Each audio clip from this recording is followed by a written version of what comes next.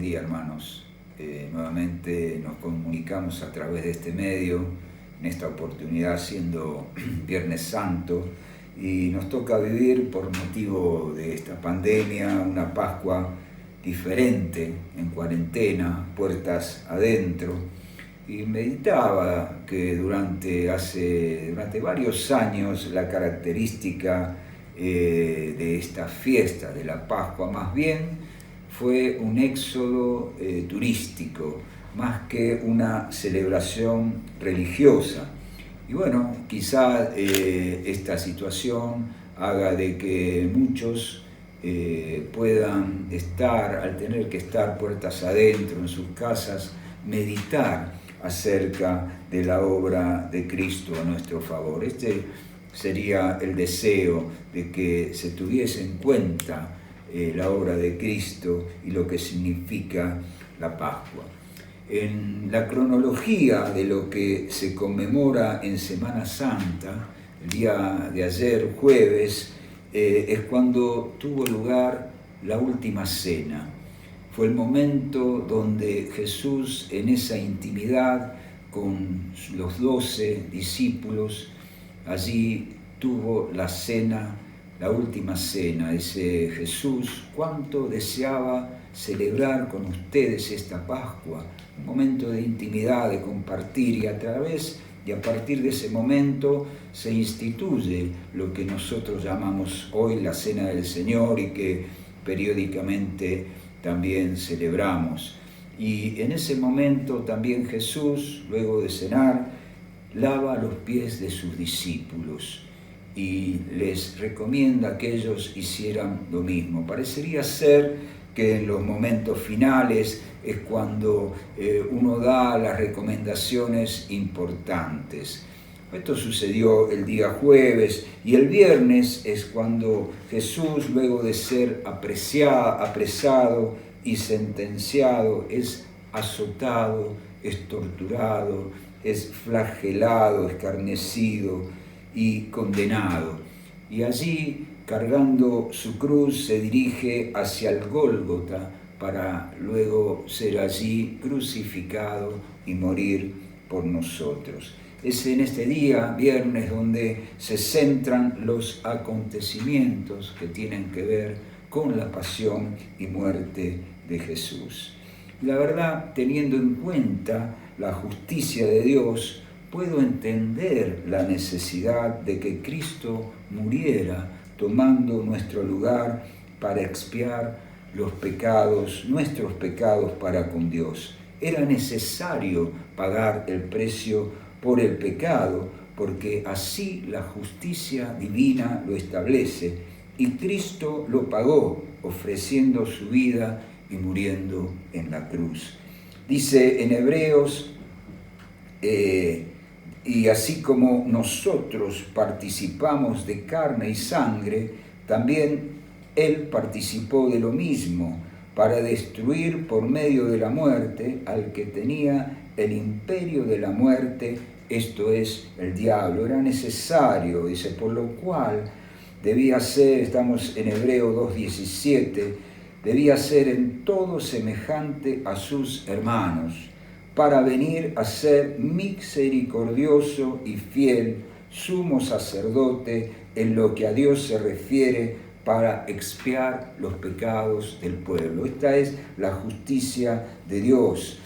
Pedro habla, dice que fuimos rescatados de nuestra vana manera de vivir que recibimos de nuestros padres, no con cosas corruptibles, sino como oro o plata, sino con la sangre preciosa de Cristo, como un cordero sin mancha ni contaminación.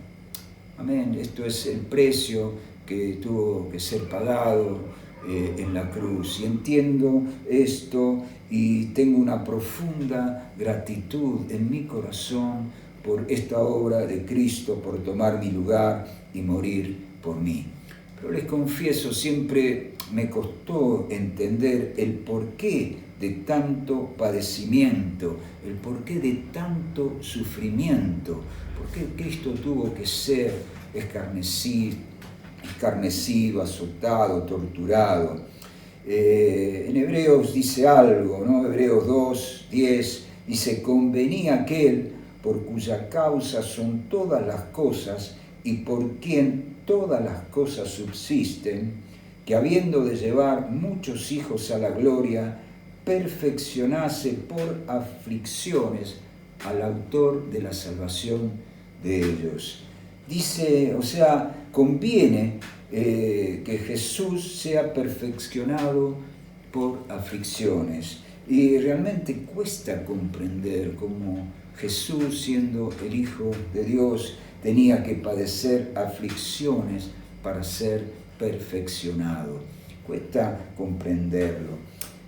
También en el capítulo 4 y 5 de Hebreos nos habla de este padecimiento de Cristo. Nos dice: porque no tenemos un sumo sacerdote que no pueda compadecerse de nuestras debilidades, sino uno que fue tentado en todo según nuestra semejanza, pero sin pecado. Capítulo 5, versículo 7. Y Cristo, en los días de su carne, ofreciendo ruegos y súplicas con gran clamor y lágrimas al que podía librarle de la muerte, fue oído a causa de su temor reverente. Y aunque era hijo, por lo que padeció, aprendió la obediencia. Y habiendo sido perfeccionado, vino a ser el autor de eterna salvación para todos los que le obedecen. Quería tomar tiempo en leer todos estos versículos porque describen la magnitud del sufrimiento, ¿no? Del padecimiento, ruegos, súplica, clamor, lágrimas. Y también en Isaías 53 describe algo más del sufrimiento de Cristo, de los azotes, de las heridas.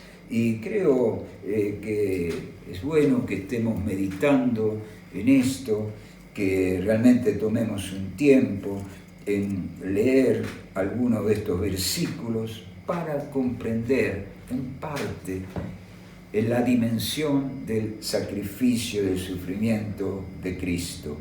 Podemos comenzar desde el capítulo 52, 14, dice que fue desfigurado de los hombres su parecer. San capítulo 53, no hay parecer en él ni hermosura, le veremos más sin atractivo para que le deseemos. Versículo 3, despreciado y desechado entre los hombres, varón de dolores, experimentado en quebranto, y como que escondimos de él el rostro, fue menospreciado y no lo estimamos. Ciertamente llevó él nuestras enfermedades y sufrió nuestros dolores, y nosotros le tuvimos por azotado, por herido de Dios y abatido. Mas él herido fue por nuestras rebeliones, molido por nuestros pecados, el castigo de nuestra paz fue sobre él, y por sus llagas fuimos nosotros curados. Todos nosotros nos descarriamos como ovejas, cada cual se apartó por su camino, mas Jehová cargó en él el pecado de todos nosotros. Angustiado él y afligido, no abrió su boca. Como cordero fue llevado al matadero, y como oveja delante de sus trasquiladores, enmudeció y no abrió su boca. Describe aquí de una manera muy dramática, muy real, el padecimiento de Cristo, la pasión de Cristo. Y aquí me da de alguna manera la razón por la cual de este padecimiento. Cristo padeció como hombre por nosotros, la carne como hombre padeció por nosotros, conoció el sufrimiento humano a un extremo muy grande, y por lo cual Él nos entiende. Tenemos un sumo sacerdote que nos comprende y puede compadecerse porque Él experimentó, conoció en su cuerpo el padecimiento. Así que si vos padecés algo, si yo, si cada uno de nosotros padecemos cosas que pueden ser muy graves, Cristo padeció más. Enfermedades, castigo, traición, abandono, cualquier cosa, por más grave que sea, Cristo lo padeció aún más. Mira, nadie puede decir, bueno, Señor, mientras yo estaba aquí en la tierra, sufriendo, padeciendo, vos estabas lejos, ajeno a mi sufrimiento. Nadie puede decir eso, porque el sufrimiento de Cristo fue aún mayor que cualquiera de la experiencia humana que podamos nosotros tener. Por eso allí es donde encuentro una respuesta por ese lado al sacrificio de Cristo. Amén. Y sigue diciendo, y esta parte es hermosa, de Isaías 53, 11, dice: verá el fruto de la aflicción de su alma y quedará satisfecho. Por su conocimiento justificará mi siervo justo a muchos y llevará las iniquidades de ellos. Verá el fruto de la aflicción de su alma. ¿Cuál será este fruto, este resultado de la aflicción de Cristo? Y encuentro la respuesta en que sos vos, soy yo, somos cada uno de nosotros. Es la iglesia que Él está edificando, ese es el fruto de la aflicción de su alma. También una palabra que dice que por el gozo puesto delante de sí, sufrió la cruz, menospreciando el oprobio, sabiendo todo lo que venía después. Él padeció, sufrió la cruz, tuvo en menos ese sufrimiento, sabiendo de que el resultado iba a ser algo glorioso. Y el resultado es la iglesia, somos cada uno de nosotros. Fue pagado un alto precio para que, como dice la canción que cantamos, nosotros podamos ser uno, para que tú y yo seamos uno. Fue pagado un alto precio para que podamos ser salvos, para que podamos estar relacionados en amor y conformar juntos la familia de Dios. Creo que es tiempo de meditar en todas estas cosas que tienen que ver con el sufrimiento de Cristo y con el resultado de este sufrimiento. Amén. Y también quisiera compartir con ustedes una reflexión acerca de la cruz. Como vimos, por la obra redentora de Cristo a nuestro favor, recibimos el perdón de pecados, la redención, la reconciliación con Dios y una nueva vida en Cristo. Esto podríamos decirles la cruz de la redención, pero también necesitamos ver más allá de la cruz de la redención y ver la cruz como principio de la vida cristiana. Vivir según el principio de la cruz equivale a darnos a nosotros mismos. La cruz es un principio eterno en Dios. Y a ver si yo puedo de alguna manera expresar el sentir que tengo en mi corazón. La cruz es un principio eterno en Dios. Aún el Padre demostró al enviar a su Hijo, al donar a su Hijo, para que nosotros podamos ser perdonados. Ese es un acto de tomar la cruz. Jesús no solo expresó en la crucifixión el tomar la cruz, sino que Él, este principio de la cruz, Él lo tuvo desde el principio. Siendo el ser más alto del universo, Él tomó forma humana, se humilló, no estimó el ser igual a Dios, el ser Dios, sino que se humilló a sí mismo, se anonadó, no se aferró a esa condición, se despojó Asimismo tomó forma de siervo, hecho semejante a los hombres, y fue obediente al Padre hasta la muerte. Eso demuestra que él ya allí estaba viviendo de acuerdo a este principio de la cruz. En Juan dice que Jesús dice: nada puedo hacer yo por mí mismo, según oigo, según escucho del Padre, así juzgo, y mi juicio es justo, porque no he venido para hacer mi voluntad, no busco mi voluntad, sino la voluntad del que me envió, la del Padre. Jesús no hacía nada por su cuenta, sino todo lo hacía en dependencia al Padre. No hizo nada por su cuenta, todo fue en dependencia y obediencia del Padre.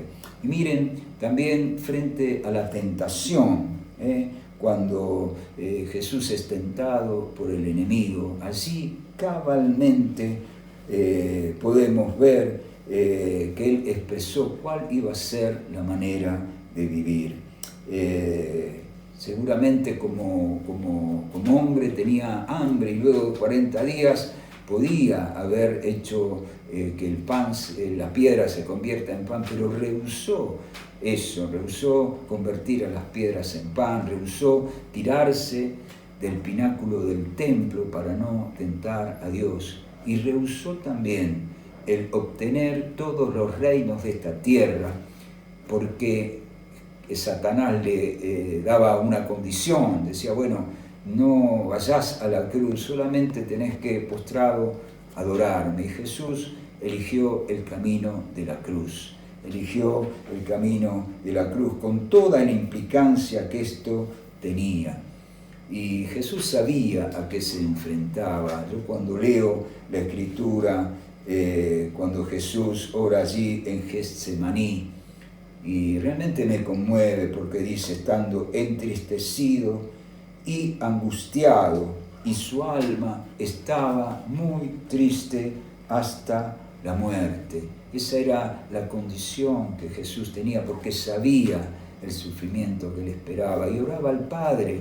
Le dijo: si es posible, que pase de mí esta copa, pero, dice, sea hecha tu voluntad y no la mía, no sea como yo quiero, sino como tú. Y esto demuestra